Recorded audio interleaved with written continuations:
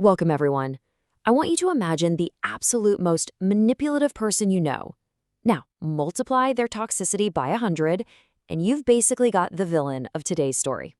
I am so incredibly excited to take you through this explainer of the first half of William Shakespeare's masterpiece, Othello, and we're going to strictly freeze the narrative right at the end of Act 3 today. Why?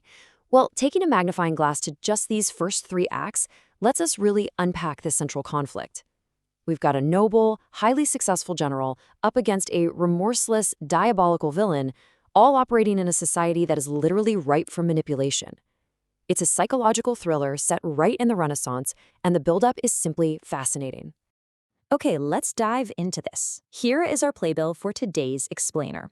First, welcome to Othello. Then Act 1, Love and Prejudice, followed by Act 2, Iago's Master Plan.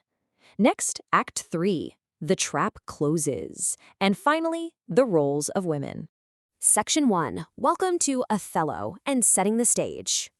To really grasp the chaos that unfolds, we first have to understand the incredibly high stakes of the world these characters live in. Our journey across these crucial first 3 acts takes us from the strict, civilized society of Venice all the way to the isolated, high-pressure military outpost of Cyprus. We're going to start with a scandalous secret marriage in Venice, sail right into a volatile military celebration in Cyprus, witness the carefully orchestrated disgrace of a high-ranking officer, and finally we'll track a single, seemingly insignificant little prop, a handkerchief, that will completely unravel a man's mind. Moving on to Section 2. Act 1. Love and Prejudice. Act 1 is, well, it's entirely defined by love and prejudice. Right out of the gate, we get this stark, unavoidable contrast. On one side, we have Othello. He's a black general leading the armies of Venice, which is a very white Christian society. In Act 1, he's honest, he's noble, and he's deeply secure in his achievements. He has a free and open nature, as our sources highlight, and he just trusts people easily. On the exact opposite end of the spectrum is his ensign, Iago. Iago is deeply, deeply resentful that Othello promoted another man, Michael Cassio, over him. But Iago isn't just mad, he is a remorseless, toxic opportunist. Think of him like the ultimate 17th century internet troll, just totally thriving on other people's misery. He's an absolute master at exploiting the weaknesses of everyone around him for his own personal gain. And this brilliantly illustrates Iago's core identity. I am not what I am. He literally turns right to the audience and proudly confesses that he's a total fake. It's chilling, honestly. He knows that the more he can convince Othello that he's honest and trustworthy, the easier it's going to be to completely destroy him. He is totally unapologetic in his villainy. Now, to execute these twisted plots, Iago needs ammunition, and he finds it in the societal prejudices of Venice, specifically how women are viewed.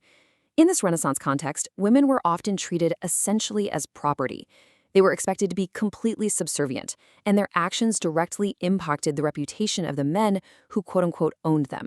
So when Desdemona secretly marries Othello, her father, Brabantio, literally claims she's been stolen from him. He treats her as an object lacking any real agency. Why does this context matter to us? Because this inherent societal misogyny isn't just background noise, folks. It is the exact ammunition Iago is going to use to bring Othello down. Let's move into Section 3. Act 2. Iago's Master Plan. So the characters have survived a massive storm at sea and landed in Cyprus. The threat of war has passed, but a much more intimate war is just kicking off.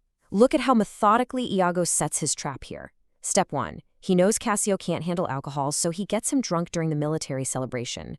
Step 2. He uses a foolish nobleman named Roderigo to provoke the drunk Cassio into a violent brawl. Step 3. Othello, furious at all this chaos, strips Cassio of his military rank. And Step 4. This is the real genius of the plan.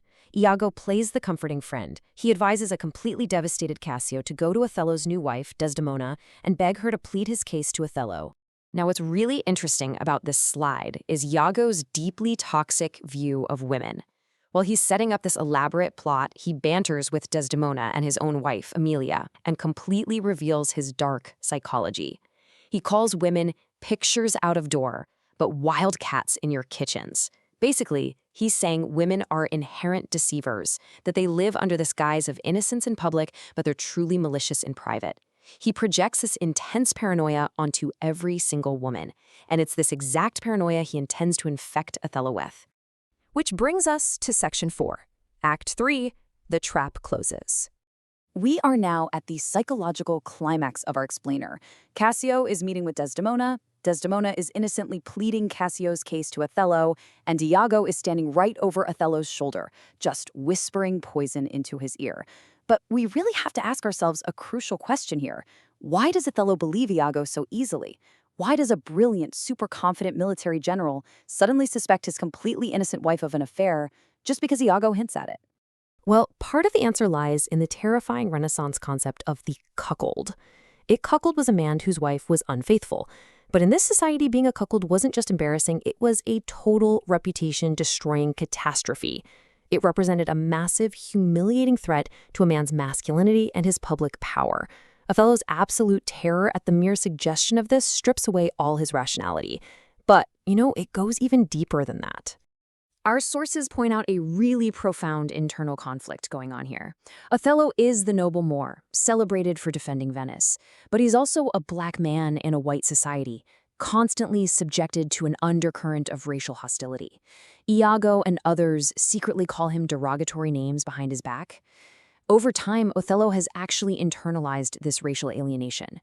Iago cleverly leverages this, making Othello feel like, because of his race and age, it's only natural that a young Venetian woman like Desdemona would eventually reject him for a white, handsome Venetian man like Cassio.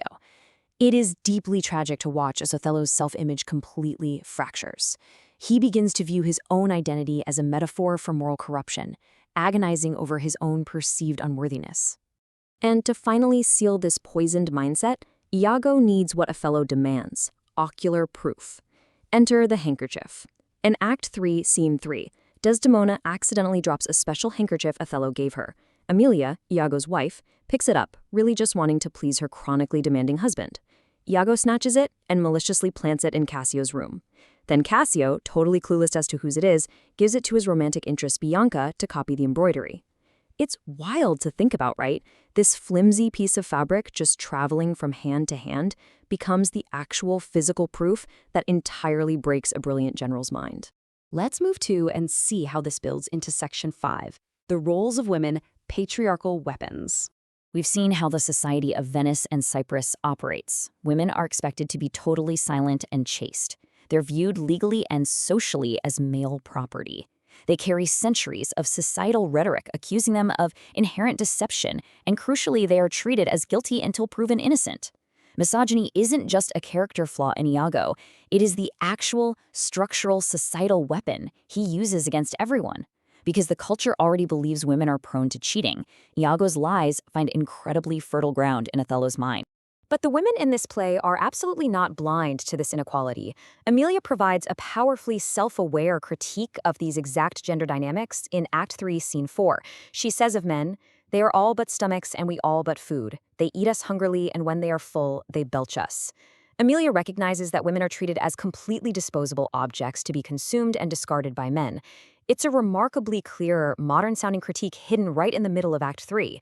Even though the women are caught in Iago's trap, they exhibit real strength and clarity about the deeply flawed world they're living in. So, the crucial point is this. As we close the curtain at the exact end of Act 3, Othello is completely convinced of Desdemona's guilt. He drops to his knees with Iago and vows a wide revenge, setting up the terrifying events of the final acts. Based entirely on fabricated lies, a noble hero has been absolutely shattered. But I leave you with this to ponder. With Othello vowing a wide revenge at the end of Act 3 based entirely on fabricated lies, is his poisoned mind a tragic inevitability of his society's deep-rooted prejudices? Think on that. Thank you so much for joining me for this explainer. I'll see you next time.